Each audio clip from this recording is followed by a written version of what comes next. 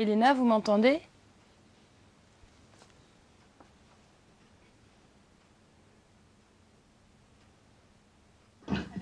Oui. Bonjour Cathy. Merci, c'est parfait. Alors on va démarrer. Alors je vous dis premier thème que l'on va voir dans l'expo.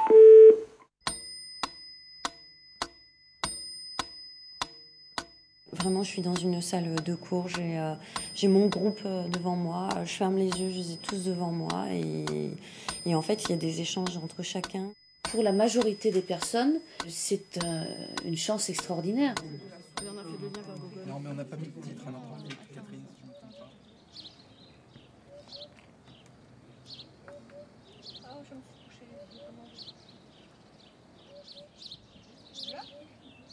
De profession, je suis secrétaire de direction, gestion et comptabilité. Je ne sais pas combien de cours on a eu sur la communication. C'est énorme, c'est un gros module ça.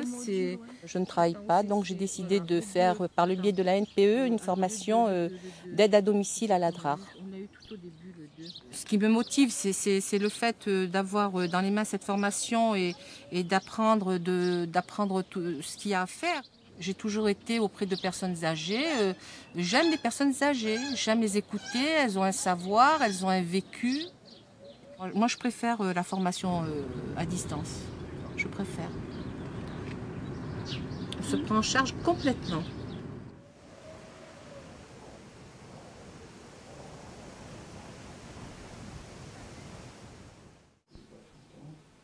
Je suis demandeur d'emploi. J'ai une formation de journaliste.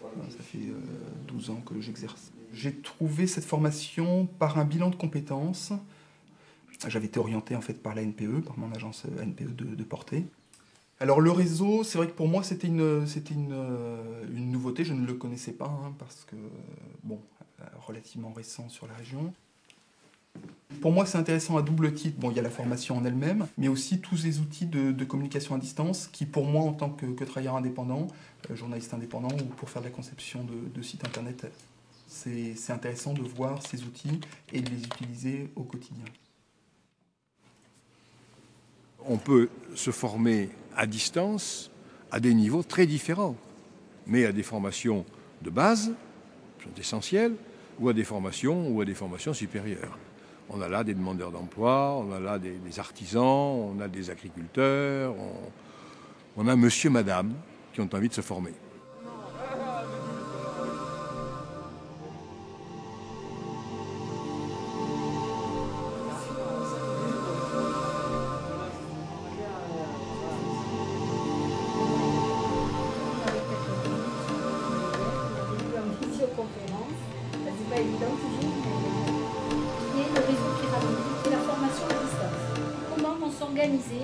Les temps de présence que vous allez avoir à effectuer obligatoirement sur le site pyramide, sur les sites pyramides.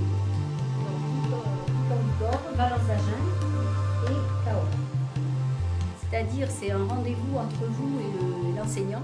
C'est un système très complet que nous avons voulu il y a maintenant 4 ans de cela, marié avec un autre réseau qui existe en région, qui est celui de l'éducation nationale, qui est le réseau SARAP, avec des particularités, puisque Pyramide, c'est plutôt des formations de type collectif, et SARAP, plutôt des formations de type individuel. Le réseau Pyramide est constitué de 13 sites, plus le site central, à Toulouse, qui organise et qui anime le réseau. La plupart de ces sites sont issus de collectivités locales, communautés de communes, communautés d'agglomération, mais aussi des GRETA ou des chambres de commerce et de l'industrie, avec qui la région a conventionné un partenariat pour la formation à distance. Oui, Réseau Pyramide, Chantal, bonjour. Je suis en lien quotidien avec les sites pyramides, puisque ce sont eux qui accueillent les formations sur le territoire. Nous nous occupons vraiment du déroulement des formations sur le réseau pyramide, de prévenir les sites qui sont concernés par cette formation. Les organismes de formation sont sélectionnés dans l'appel d'offres du Conseil régional. Les formateurs qui appartiennent à ces organismes viennent diffuser leur formation sur un site pyramide et s'adressent ainsi à tous leurs stagiaires répartis sur le territoire régional.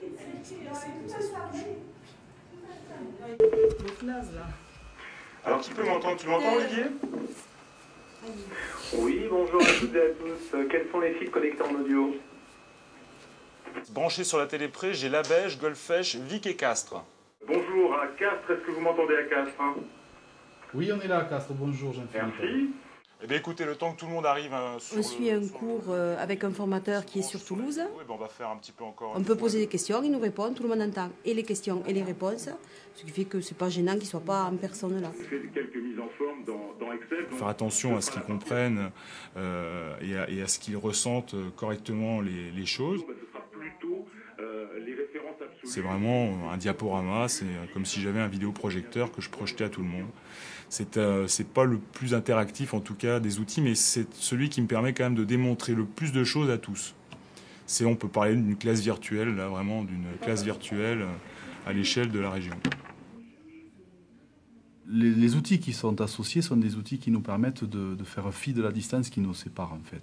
Et donc les personnes qui viennent travailler ici auront besoin d'utiliser des technologies pour justement se rapprocher de leur formateur qui n'est pas avec elles, des autres stagiaires qui sont répartis aussi sur d'autres sites.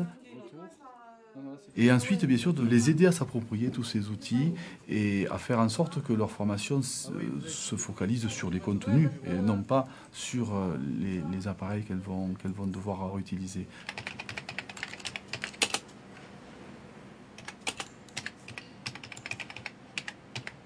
On a 3 jours de formation sur site pyramide et un 3e jour en présentiel ou en auto-formation. Oui, bonjour Marie-Hélène. Je pense que c'est bien parce qu'on a fini un exercice, elle nous dit si elle nous fait des remarques, quoi, si on l'a réussi, sur quel point on a échoué, c'est du tac au tac, pour ainsi dire, quoi.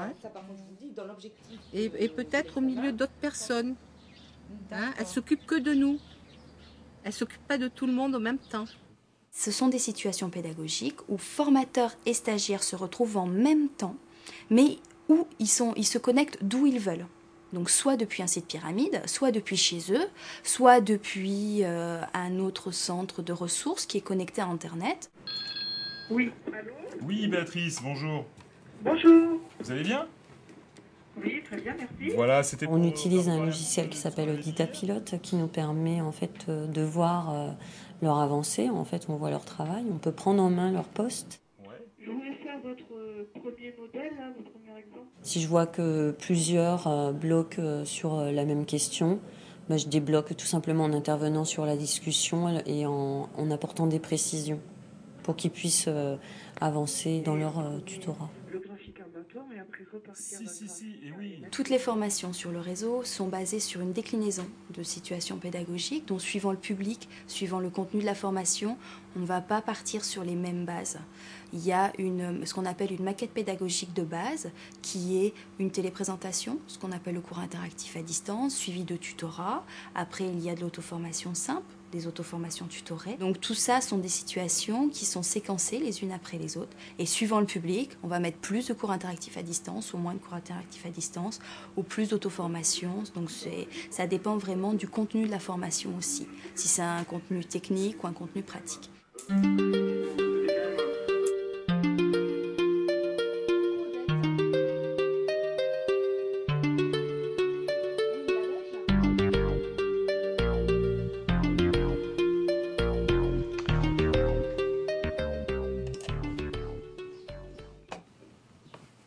La seule contrainte d'être à distance, c'est, en tout cas en dehors d'une zone urbaine, c'est l'absence d'ADSL pour l'instant.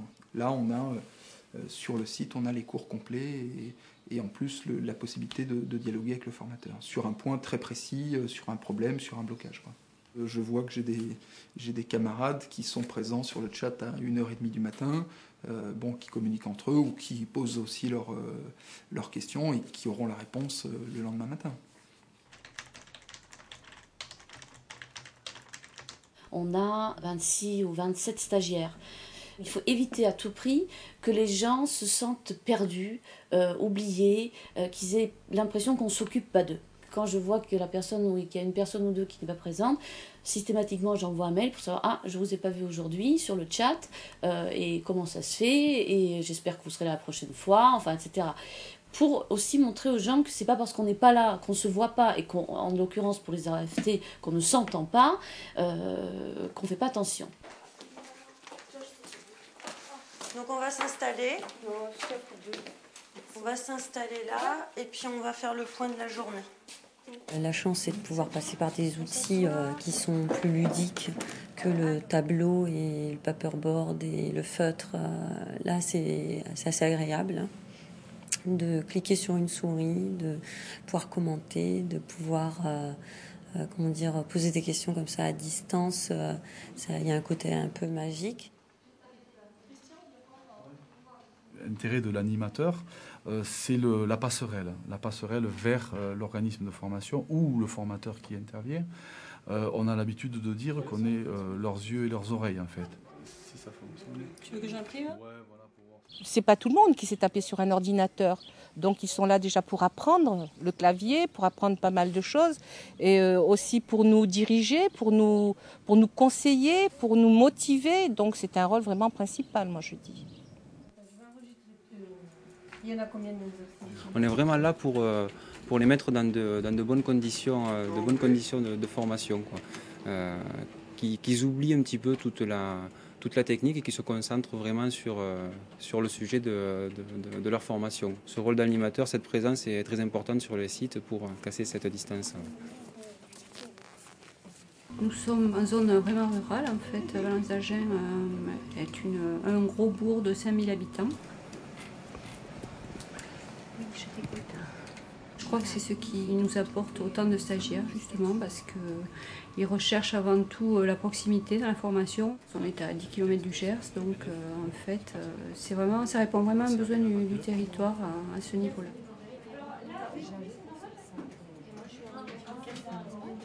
On peut parler espace régional, donc aménagement du territoire, ne pas être obligé d'habiter près d'un site de formation pour pouvoir se former. C'est essentiel dans une région qui a les distances qui sont celles de Midi-Pyrénées. Je suis l'animateur du site Pyramide de Toulouse. Hein. Oui, enchanté. Enchanté, madame. Attends, mets-toi légèrement plus à gauche, parce que tu vois, j'ai... Là. Voilà, parfait. C'est des crises peut-être. Attends, j'ai Plus que 5 jours pour l'examen oral. Je m'arrêterai quand même de réviser le samedi après-midi pour avoir le cerveau à l'aise, quoi, pour le mercredi. Oh, mais peut-être que mardi soir, je réviserai encore un petit peu. On ne sait jamais. Hein. La formation, c'est destiné à quoi? C'est destiné à pouvoir mieux s'insérer dans la vie professionnelle, donc l'emploi. Ça n'est pas la formation qui crée l'emploi, c'est clair, hélas. Mais si vous n'avez pas un certain niveau de formation, vous ne pouvez pas accéder à un certain stade de l'emploi. Tu as fait le tri au niveau du matériel qu'on a collecté par rapport à ça? Elle a été autonome de suite. Par rapport aux autres personnes que l'on recrute, où l'on doit faire la formation au tri, formation à l'identification des matières premières, elle était complètement autonome. Comme elle a été intégrée de suite à l'entreprise, c'est pour ça que dès qu'on a pu l'embaucher, on l'a fait. Tout est fait, on a tout mis sur palette. D'accord. Et on a fait le lien vers Google. Non, mais on n'a pas mis de titre à notre article, Catherine, si je ne me trompe pas. Attends. Ouais. Les groupes s'appuient sur les compétences des uns et des autres. Et je pense qu'ils avancent plus vite que ce qu'ils le feraient dans un autre contexte. Ce qui correspond également à la réalité que l'on va trouver là dehors. Aujourd'hui, la plupart des gens qui travaillent sur la création de sites travaillent en équipe. Avec les boucles, et on peaufine tout ça. D'accord. Et ça permet aussi de se voir tous ensemble, tous les 30, et d'échanger sur la formation, sur les recherches d'emploi, sur les recherches de stage, donc sur le marché de l'emploi, sur les débouchés. Ce qui est quand même pour nous le plus important, c'est quand même à l'issue de cette formation de trouver un travail. Alors, où c'est qu'on l'a rempli, la machine? Pour nous, les regroupements, c'est essentiellement de la pratique.